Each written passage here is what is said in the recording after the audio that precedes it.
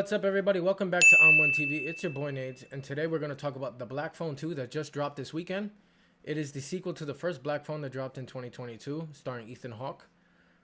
My expectations going into the movie, I thought it was going to be okay. Usually sequels don't really take off most of the time. Most of the time they lose what the first one had, the spark, the life, the love that really went into the movie.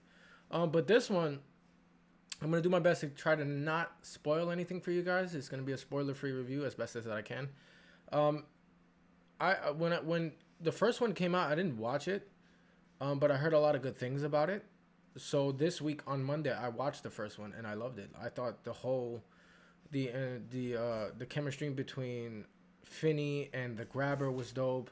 The idea of how he was taking the kids, how he evolved technically from over the years, how he became a master of his craft and in order to really do his biddings, which was dope. The first one, if I would give it a grade, the first one I would give it about a 9, because of the intensity, the suspense, the horror aspect of it. It all hit on its own. It didn't drag. The movie was not boring. The movie was not slow. I thought it was a great movie. To be honest, I really loved Ethan Hawke in that movie. He's a great actor. Finney did a great job of showing the fear within his face, his emotions, the relationship between him and Gwen, then him showing growth. Robin was awesome in that movie. Robin was really dope.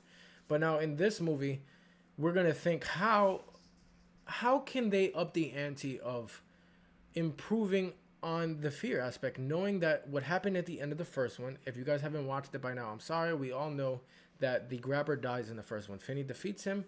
It is also in the trailers that he's like, "You killed me," and fear doesn't die, right? How are they gonna up the ante knowing that this man is dead? And I feel the way that they kind of moved it at first, it's kind of a little slow, a little bit, it's got to grasp how the gap between them, so you could say that Finney in the first one, I believe he might have been like an 8th grader, freshman. This one, he looks more like a junior, or at least maybe, I don't know about a senior. I would say like a junior, because obviously they grew up within a few years. He's a lot taller. Obviously, he's got a little bit more meat on him. Gwen is a lot taller, and they're both facing the reality of what happened to them differently, I would say. And the way that they chose to go about the grabber and allowing him to still display fear onto Finney, still show some kind of menacing presence, still be able to actually show that you can die, was awesome. So the threat of there was an actual threat, I would say, in the movie. It wasn't like, is he really there? Is he really not there? Or is he just an idea? Is he just in there? Is he only in their minds, kind of thing? No, they could have actually died. So the fear aspect and the risk of danger, I would give it 5 stars. Now, the acting in this movie, we all know Ethan Hawke was going to come to play. He was going to do his thing on this. I really, really love him in this movie. If you guys don't know who Ethan Hawke is, one of his biggest movies is Training Day with Denzel Washington. That's where I know him from. I know he's been in a bunch of other movies, they escape me because I'm not really like a big Ethan Hawke guy, but he is a great actor. In this movie, he's amazing. Finney in this really shows acting range in this. He gives us new levels of depth of how he was dealing with the effects of the grabber, how he was choosing to deal with it and go on with his life, and how that trickled down to Gwen, trickled down to his family, his father, and his friends. How did they go about all of that?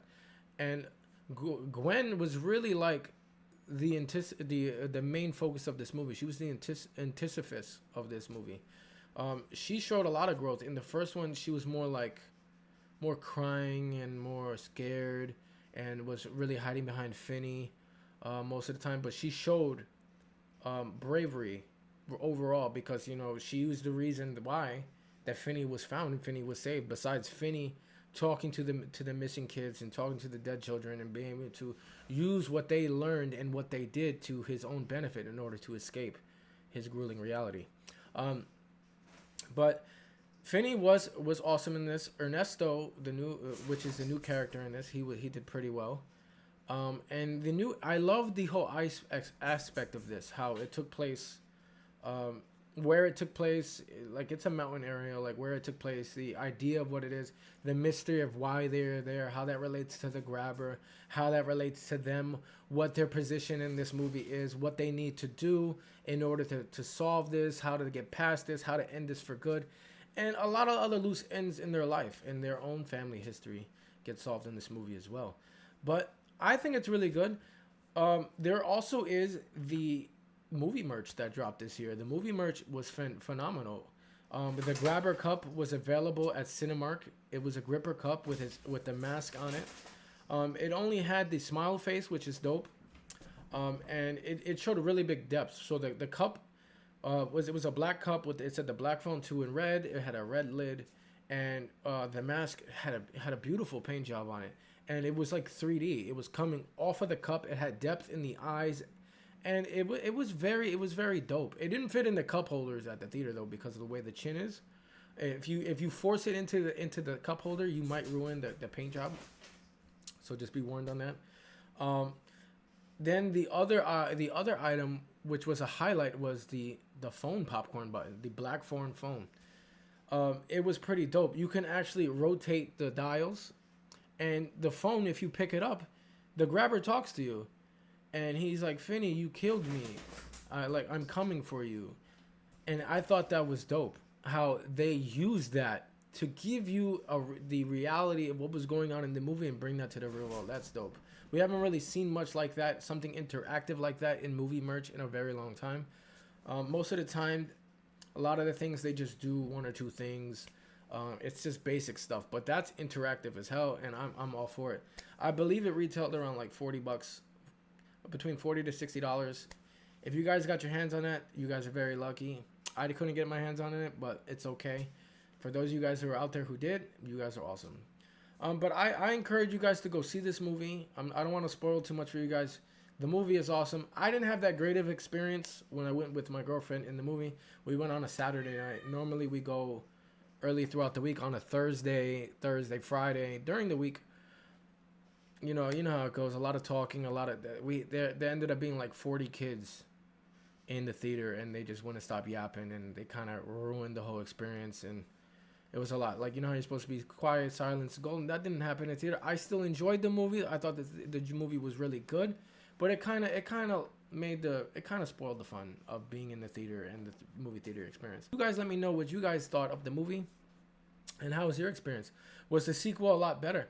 I believe that the sequel topped the first one. It was the what he was doing, the fear, the intensity of this movie. The first one was a banger. This is I would give this movie a 9.5 out of 10. It's awesome.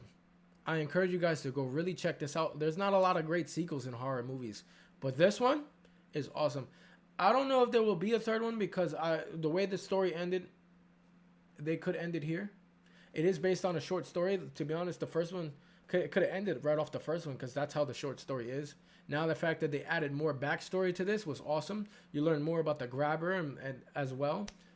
So this movie really drives the whole world of the Black Phone 2, of the Black Phone universe. And Blumhouse did an amazing job on this, guys. I really encourage you guys to go check this movie out. For all my horror fans, you guys will enjoy this. For all my casual moviegoers, you guys will enjoy this too. But let me know what you guys think down below. Again, this movie was a 9.5 out of 10 for me. And let me know, am I bugging it? If I missed anything, if you guys completely disagree and this movie was crappy to you, and this could have been, he's just a fake ghost face. You never know. But as always, guys, check out more from myself, Nades, and from Vistro right here on One TV. We got more awesome videos coming, trailer reactions, movie breakdowns, and gaming content. As always, stay on one, stay blessed, and avoid any magic tricks. I'll catch you in the next video.